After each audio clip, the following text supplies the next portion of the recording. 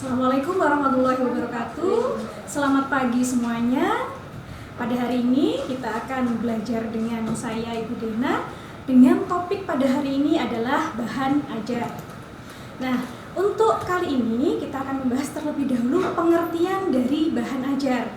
Jadi bahan ajar adalah segala bentuk bahan yang meliputi pengetahuan, sikap, dan keterampilan yang disusun dan juga dikembangkan secara sistematik berdasarkan kurikulum untuk membantu siswa mencapai kompetensi yang diharapkan.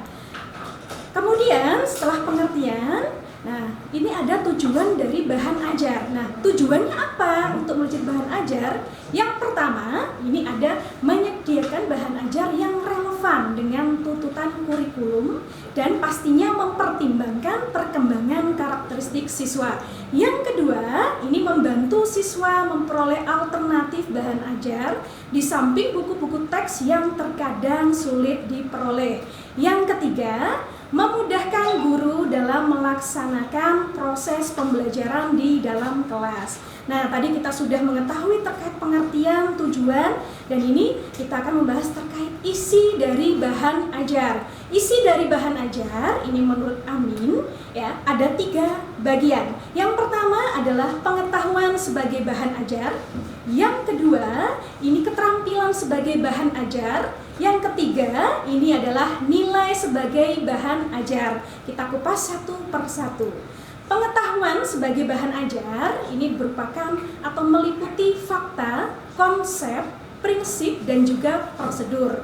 Nah, alasan keempat cakupan ini dijadikan sebagai isi bahan ajar berupa pengetahuan ialah karena setiap pengetahuan yang ada di dunia ini dibentuk dari keempat cakupan ini.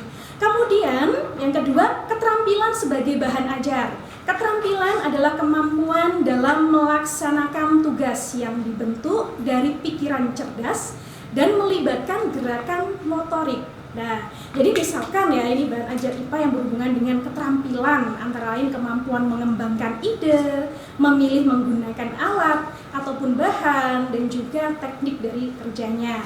Nah, kemudian yang ketiga adalah sikap atau nilai bahan ajar. Sikap adalah ekspresi sederhana yang berbentuk positif maupun negatif sebagai respon terhadap objek atau situasi tertentu. Sikap termasuk isi bahan ajar karena kurikulum juga memasukkan sikap-sikap atau nilai-nilai yang harus dicapai siswa selama mengikuti proses pembelajaran. Oke, kemudian selain itu bahan ajar juga harus memperhatikan prinsip. Prinsip di sini ada 3. Nah, yang pertama adalah prinsip relevansi atau keterkaitan. Ya, keterkaitan dengan apa? Keterkaitan antara materi pembelajaran yang relevan dengan pencapaian kompetensi inti dan juga kompetensi dasar. Yang kedua adalah prinsip konsistensi. Prinsip konsistensi adalah prinsip yang mengarah pada ketaat-azasan dalam penyusunan bahan ajar. Yang ketiga adalah prinsip kecukupan, yang artinya materi yang disajikan hendaknya cukup memadai untuk mencapai kompetensi dasar. Oke, tadi terkait prinsip, sekarang juga ada langkah-langkah pemilihan bahan ajar.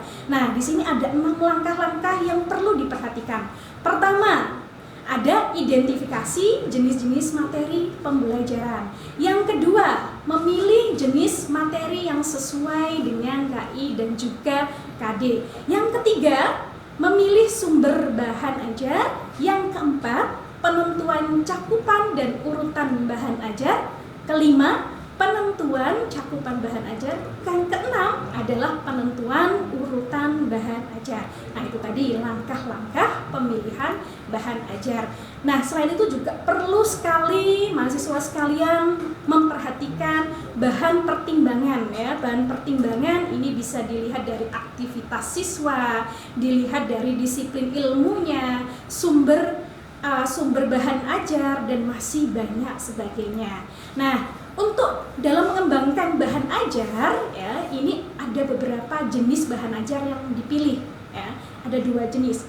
Apa saja? Yang pertama ada bahan ajar cetak, yang kedua ada bahan ajar non cetak.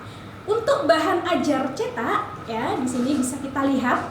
Yang pertama ada buku, ada modul, ada LKS, ada brosur, ada handout dan lain sebagainya.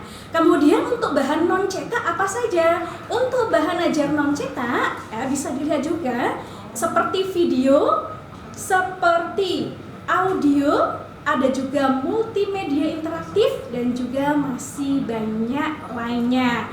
Nah, kemudian tadi kita sudah tahu jenis-jenis dari bahan ajar baik cetak maupun non cetak. Kita juga harus memperhatikan langkah-langkah penyusunan bahan ajar. Apa saja? Mulai dari pre-writing, ada drafting, revising, editing, sampai publishing. Nah, itu langkah-langkah yang harus dimulai diperhatikan dari awal sampai akhir.